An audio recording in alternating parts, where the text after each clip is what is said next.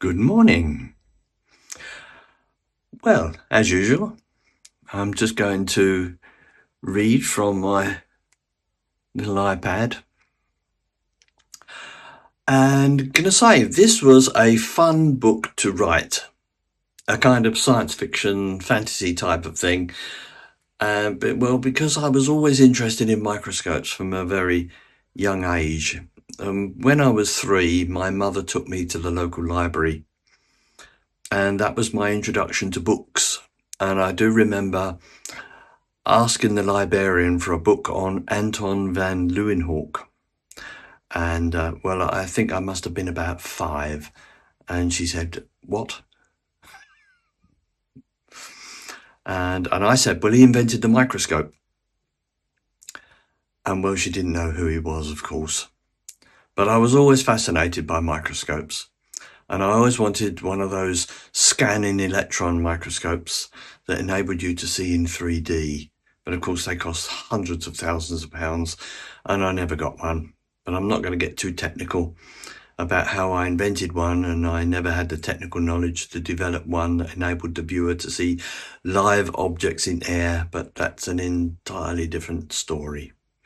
So I wrote this book, and from the cover, you can see it's a fantastic journey. Look at the size of that ant. Anywho, the story. After a young boy named Harry is caught attempting to fraudulently enlist in the army during World War I, his father sends him to work as a servant at the mysterious Beverlington Manor in Devon. There, Harry befriends the employer's daughter, Blanche, and the two are eventually shrunk to a miniature size by a strange beam of light emanating from an ancient stone tower. They discover a former governess, Miss Kaylock, who has survived in the dangerous wilderness of the forest floor for years. Upon mysteriously returning to their normal size, the trauma leads to tragedy for the Rudd family, including a murder-suicide involving the master of the house. Harry later suffers from paralysing shell shock and spends months in a hospital recovering from the mental strain of the ordeal. Following the war's conclusion, Harry returns to the now isolated manor to reunite with Blanche, finding her living alone and struggling with the dark legacy of their shared experience. Enjoy the conversation. I did. Here we go.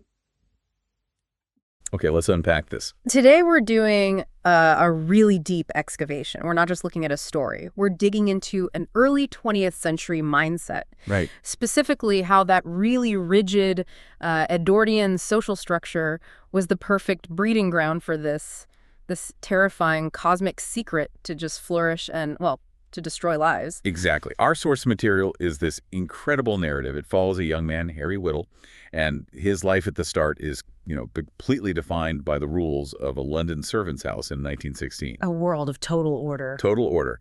But Harry's story is really a collision course, isn't it? It's social duty on one side and this scientific terror on the other. He gets exiled to a quiet estate in Devon, and there he just runs headfirst into a truth that doesn't just break reality. It fundamentally breaks the human mind. And our mission, really, in this deep dive, is to trace that journey. Harry's journey from, a life of constrained duty to one of absolute trauma. We have to look at the class pressure, the psychological cost of the war, and how this one strange building, the Folly, becomes a focal point for something universe-breaking. Mm-hmm. The story's really about a society that, when it's faced with the impossible, chooses denial. Every single time, no matter the cost. And what's so compelling for you, the listener, is seeing this entire social structure, this whole system built for control, be completely helpless against something unpredictable and, alien. We're going to get into the details, the mechanics of the horror, and the incredible psychological fallout. So let's jump in. We start in London, 1916. The setting is just so crucial. It's 1916. Harry Whittle is 16 years old. His father, William Whittle, is the butler in a big house in Sloane Square. And you have to imagine this world. It's all silence and shine. Yeah. Every surface is polished. Every movement is measured. The sources really detail how the household staff works in this, like, almost militaristic way. It's like an inverted castle, you know? You got the master upstairs, a big name in the Foreign Office. Yeah. And then downstairs you have Mr. Whittle, Harry's father, who is the ultimate professional. The master of that domain. Absolutely. Yeah. His life is defined by control. So for Harry, service isn't just a job. It's who you are. It's the air you breathe. And that rigidity, it's enforced by people like Millie, the maid, and especially the housekeeper, Miss Brewer, who's just sharp. And all of that professional rigidity, it's just a mask, isn't it? It's hiding this deep, churning fear. Mr. Whittle, he's a picture of composure upstairs, but downstairs he is living a complete nightmare. Because of the war. Because of the war. It's eating up the country's youth, and his biggest fear is for his older son, Robert. Robert's already in France with the Royal Engineers. And he's a signaler, right? Wireless communications. Which is vital work, but incredibly dangerous. Right near the front lines. The letters he sends home they're cryptic, but you can read between the lines. The scale of the violence is unimaginable. And this is where Harry decides to challenge that whole ordered world. He tries to make a break for it. He's driven by that intense pressure from everywhere to do his bit. Yeah. So he tries to enlist. He wants to get into the fight before, and it's so naive, before the whole thing might be over by the time he's 18. And this is what we're calling his failed escape. The attempt itself is just, it's almost funny. It's so doomed. The sources say he's small, barely 5 feet tall, thin. More bone than flesh. Exactly. More bone than flesh. That's what the recruitment officer says. So he tries to lie about his age at the recruitment office on Fulham Road, trying to pass for 18. But the system, the very system he's trying to escape, just snaps him right back up.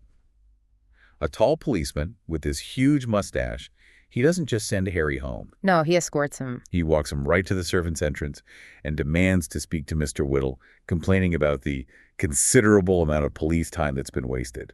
And for Mr. Whittle, this is a catastrophe, this public shaming right on his own doorstep. It's a total breach of decorum. He just sinks onto a chair, completely dazed.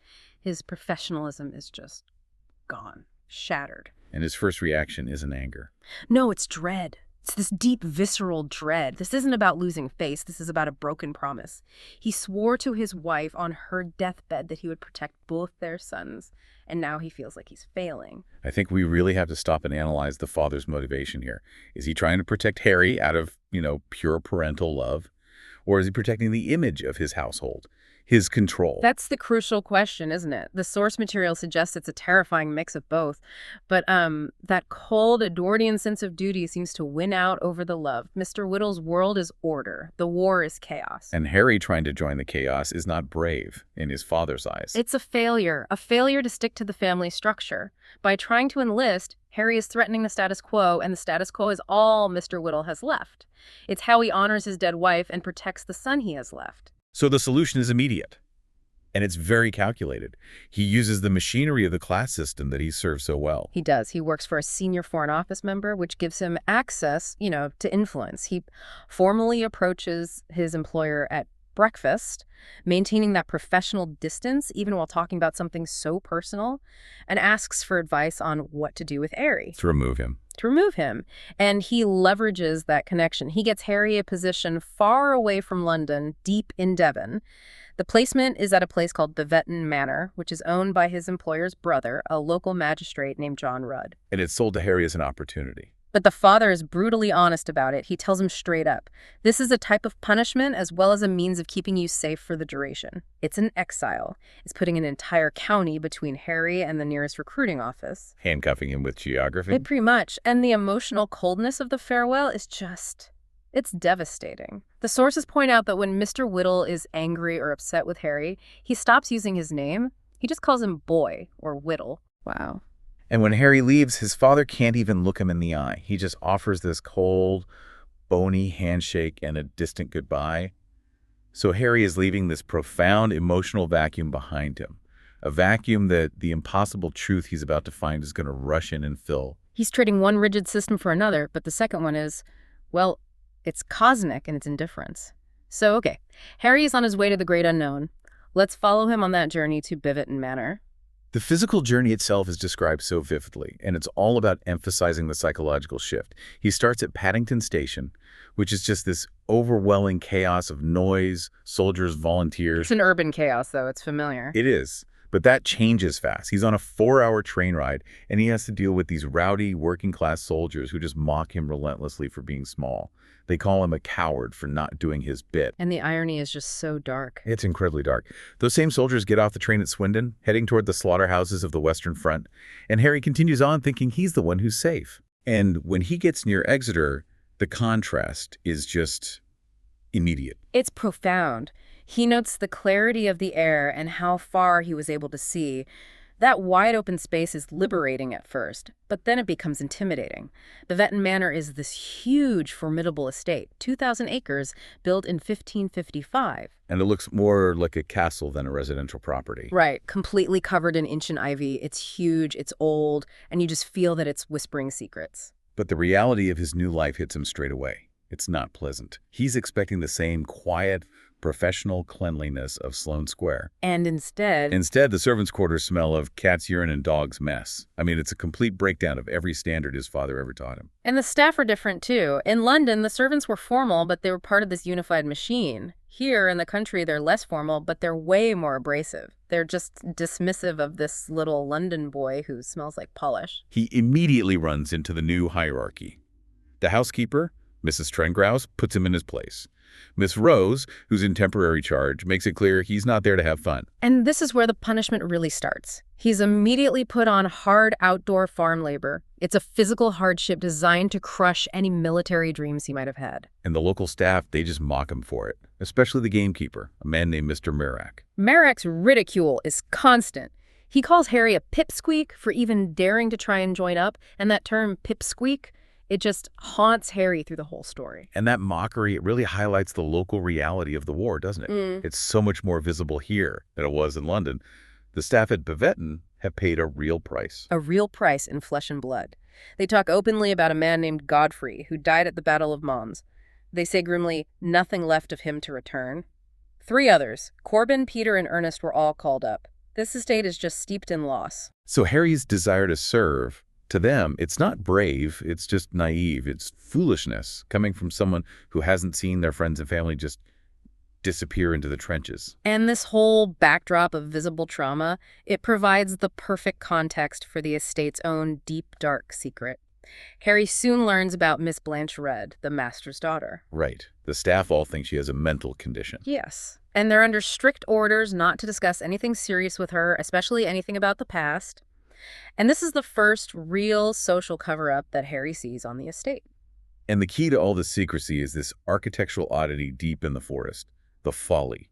We need to describe this thing because it's so central to the horror. It's ancient. It was built in 1555, same time as the manor. But it's utterly strange. It's 120 feet tall, incredibly narrow, and it's windowless, just a sandstone tower. And it's always locked. Only Mr. Rudd has the key. It's like it's meant to be seen, but never entered.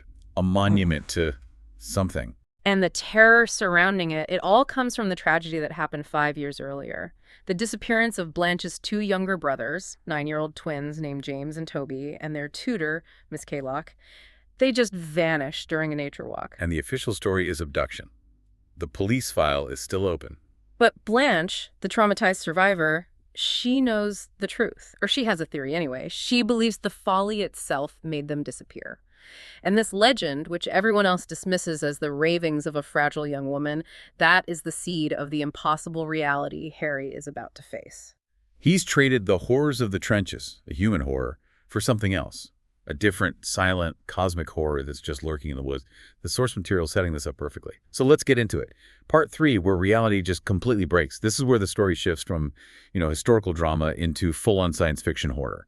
Harry has sought out Blanche again near the folly. He can't help himself. They're talking about her missing family, about the strange tower, and then suddenly, Harry hears it. A distinct, high-pitched, incredibly painful whistling sound. And then, everything just goes dark. He collapses instantly, right onto the flagstones at the base of the folly. When he wakes up, the world is just violently distorted. The flagstones, which were maybe a foot wide before, are now this vast, uneven plain stretching for what looks like hundreds of feet. The trees around him aren't trees anymore. They're gigantic, impossible columns that just disappear into the sky. This is the aha moment of the whole story. Right. They haven't been teleported, they've been diminished, shrunk. And the specific detail from the source is crucial. The surviving tutor, Miss Kaylock, who we're about to meet, she later calculates that they were reduced by approximately 30 times their normal size. 30 times. 30 times smaller. And that reduction in scale has instantaneous lethal consequences. This is where the real terror begins. We have to go beyond just saying they're small and really explain the physics of this, because this knowledge is what costs Harry everything. Right. This is where we need to explain why the laws of physics, especially things like surface tension, suddenly turn perfectly normal things into weapons. Absolutely. The critical issue here is the relationship between volume, mass, and surface area. When you shrink, your volume and mass decrease by a cubed factor, but your surface area only decreases by the squared factor. So what that means is that the ratio of your surface area to your mass just explodes. And suddenly forces that were insignificant become dominant. Exactly, like surface tension. Right. For a normal-sized human, gravity is so much stronger than the surface tension of water. But when you are 30 times smaller, suddenly water's surface tension is comparable to the force of gravity. The water itself becomes almost structurally rigid to you. So a simple drop of rain is deadly. It's instantly lethal. Harry is told a drop of water is the size of your head. Drinking it causes immediate drowning. It's not just that you can't drink it. If you put your lips to a drop of dew, the massive surface tension forces the water down your throat instantly. You drown in a single gulp. Kaylock's 5 years of survival hinged entirely on understanding this one brutal fact. All of their liquid, all of their nourishment, it has to come from moisture-rich berries. That's it. And that detail about the berries is so dark. Yeah. The cost of that diet on Miss Kaylock, the constant sugar has literally rotted her teeth away after 5 years. She's physically dissolving just to stay hydrated. And that's just water. The other critical physical problem is heat loss. Because their ratio of surface area to volume is so high, they lose body heat at a terrifying rate. They're constantly shivering, always in danger of hypothermia, even in the summer. They're like little human radiators. And then there are the creatures, the forest floor, which to us is just dirt and leaves. To them is this landscape of monstrous bugs. We have to slow down here and really talk about the horror of this. The sources convey the sheer scale of it. Ants the size of shoes scuttling around with horrifying speed. Imagine the sound of thousands of tiny clicking feet, but amplified to the scale of running horses. That's terrifying. And Harry sees a harvestman spider, not just in the distance, but 10 feet away, which at their scale is a huge distance. He describes its spindly legs and its fangs. The fangs are the size of shovels. And Kaylock, the former tutor, she's been transformed into this expert survivalist. She knows she has to burn a specific plant, she calls it scab, to generate this thick, black, awful smoke to scare the insects away. It's this exhausting, constant routine. Collect sugary berries, find scabs, start a fire, and always, always be watching the horizon for something that could crush you or eat you in one step. The psychological toll is just incalculable. Harry and Blanche eventually find her, and the image is one of the most memorable in the whole story. She's this haggard, wild woman living in a bizarre little fortress. A fortress made of glass. A simple milk bottle that's half buried under the roots of a giant tree. That's her sanctuary from the horrors of the night. And this reunion, it's a confirmation of everything, but it's also just crushing. Viola Kaylock, the missing tutor, she survived. But she confirms that the Rudd twins, James and Toby, they died quickly. They were just too young to understand the concept of lethal water. They perished almost immediately. But she has also, through sheer desperate need, reverse-engineered the impossible machine of the folly. She explains it. The miniaturization is caused by a purple light that comes from the stars. She thinks it's some kind of cosmic radiation, a unique alignment. And it's focused or reflected by a highly polished gold disc structure right on the roof of the folly. This is the moment Harry gets it. The folly isn't just an old tower. It's an accidental focusing lens for universal forces. And Kaylock has figured out the rules. She realizes the effect only works on the young. She's too old now to be affected by the reversal process. And she tells this horrific story about a baby, Allison Mills. Kaylock managed to get the baby back to normal size during a return phase of the light. But the baby's parents, who were looking for her, they materialized right next to the rapidly expanding infant. The instantaneous expansion it crushed them. Fatally. It's an act of arbitrary, cruel physics. The folly isn't evil, it's just a machine. So the escape becomes this nightmare of timing. Harry and Blanche have to wait for that purple light to come back. It's an agonizing, terrifying wait, and a giant spider shows up. Harry, despite his terror, manages to hold on to Blanche until the light returns. And the return is violent. He wakes up, normal size, shivering on the cold stones, but Blanche is unconscious. He survived, but the trauma is now physically and psychologically burned into him. He's seen the gears of the universe turning, and they did not care about him at all. He traded the possibility of a quick death on the Western Front for 5 years of compressed, impossible horror. And now he has to face the social consequences of knowing a truth that nobody can possibly accept. The immediate aftermath is just chaos. Harry gets dragged inside by the gamekeeper, Marek, who just sees a little London boy who's led the master's daughter into trouble. Harry's head gets knocked against a doorframe and he's locked in the dairy. He's accused of everything: kidnapping, indecency. And Mr. Rudd, the magistrate, he's furious. He threatens to horsewhip him, sentence him to 20 years of hard labor. It's the social order trying to reassert itself with violence. But the interrogation, that's the real hinge of the whole story. Mr. Rudd, this pillar of local justice, confronts Harry and the still recovering Blanche, and they give him identical accounts. Exactly the same story. Giant spiders, lethal water drops, the milk bottle fortress, all of it. And Rudd is just desperately trying to hold on to his rational mind. He finds the story impossible, a fantasy, but the fact that their stories are identical is just maddening to him. He's sweating, he can't dismiss it, but he can't accept it. And Harry's defiance here is fantastic. He points out the absurdity of it. Why would a kidnapper bring the victim back, only to get himself locked in a dairy and punished? And then the impossible truth is confirmed. Miss Kaylock returns. She just appears outside the folly. A frail, starved, stinking bundle of rags.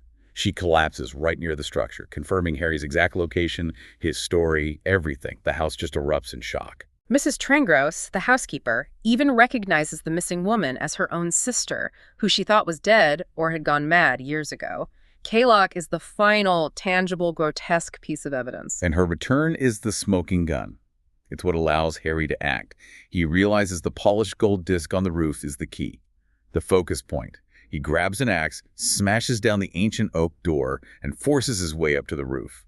And there it is, the disc, shining, polished, ready for the next beam. And his theory that you just have to cover the mirror like putting a coat over a reflection, it gets immediately validated by Mr. Rudd, who realizes Kaylock only came back after Harry's chaos near the folly might have briefly blocked the mechanism. And that forces Mr. Rudd, the magistrate, the man of ironclad law, to finally accept the impossible. He now sees the folly as this imminent non-human threat to his family. So in this secret, desperate act that violates every legal standard he's ever upheld, he and Harry go up the tower. They carry bricks and tarpaulin, and they cover the gold disc, sealing it away from the sky, burying the cosmic truth under mundane reality. But sealing the folly doesn't seal the psychological damage or the social shame. The fallout is catastrophic. Weeks later, the pressure of it all, the unbelievable truth, the 5 years of lies about his sons, the return of this wild, unhinged woman, it just pushes Mr. Rudd past his breaking point. He chooses the social lie over the cosmic truth. He does. He shoots Miss Kaylock, silencing the inconvenient evidence forever, and then he commits suicide. That act just proves that the social order would rather commit murder and self-destruct than admit the reality of the folly. And Harry, in all this, is completely shut out. The surviving staff blame him for everything. His mind just fractures under the weight of it all. He flees the estate, he's found unconscious in Exeter, and he wakes up 9 days later in the Royal Victoria Military Hospital at Netley.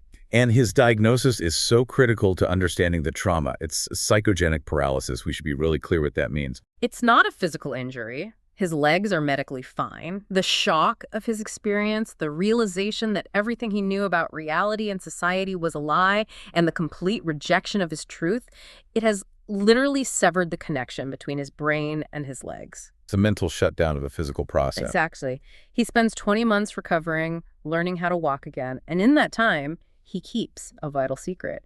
He deliberately hides the true cause of his paralysis because he's terrified he'll be locked up in a barmy ward, a mental asylum, if he tells the doctors about giant spiders and lethal water. He knows the system can't handle the truth, even the medical system. And the final crushing blow from that old social order, it comes from the man who exiled him in the first place, his father. Mr. Whittle visits him only once in those 20 months. And it confirms everything you said earlier. The father's loyalty is to the structure, not the son. Absolutely. He doesn't offer comfort, he offers cold, professional disappointment. He calls Harry's illness a stunt that ruined his military ambitions and brought shame to the family. He's heartbroken not by Harry's suffering, but by the public perception of his son's failure. And in the same breath, he just casually confirms Harry's greatest fear about his older brother, Robert. Robert survived the war, but he's likely paralyzed, can't walk again. And there's the parallel, right? Two sons, both physically broken, one by the social machine of the war and one by the cosmic machine of the folly, and both are rejected by the father, the gatekeeper of that rigid, unforgiving social order. Harry's paralysis and Robert's war injury are these twin monuments to systemic madness. Their father values honor and appearance above all else, and his son's suffering is just a stain on his professional life. So finally, in 1918, Harry returns to Bevet Manor. He's walking with a cane now. The estate is just eerily empty. All the servants, the animals, everything's gone. Blanche is there, living alone. Her mother also committed suicide, unable to cope with the family's implosion. And this is their final, devastating conversation. Blanche confirms his isolation, and she reveals that she had the folly demolished. Because I can, she says. She used her new freedom, her ownership, to just destroy the physical evidence of the truth. And her final conclusion, which is really the thematic core of this entire deep dive, it validates everything Harry went through, she says. The truth is, Harry, that all of them, my father, your father, everybody, would rather believe a lie than the truth. His experience is validated, but it just confirms his complete and total isolation. He has this impossible knowledge, but he's been rejected by the only world he's ever known. We really have to just sit with the profound cost of that truth for a moment. Harry Whittle survived the war only to be utterly ruined by a hidden reality. His ordeal left him physically disabled for 20 months, socially ruined, rejected by the one person whose approval he craved, and isolated by a truth that society was structurally designed to ignore. The system's failure is just stunning, isn't it? We saw the evidence, the identical stories from Harry and Blanche, the return of Miss Kaylock, 2 suicides, a murder, a permanent mental injury. And yet every single mechanism of that Edwardian structure, from the butler's service to the magistrate's legal mind, it just rejected the evidence because it didn't fit the comfortable lie. What stands out to me is how that rigid class structure, which valued appearance and order above everything, really created the conditions for this tragedy. That order was so deeply entrenched that facing a cosmic force, something arbitrary and chaotic like the Folly's beam, was less tolerable than murder and suicide. It wasn't just fear of the unknown, it was the fear of the dissolution of order. So what does this all mean for Harry Whittle now? He has traded the possibility of a quick, honorable death in the trenches for years of trauma. But in doing so, he has gained something, hasn't he? He's gained the truth, and with it, complete freedom from obligation. He's free from the duty to serve a society that preferred lies, and he knows the universe is vastly stranger and more dangerous than anyone admits. The source material ends with him finding his mother's grave.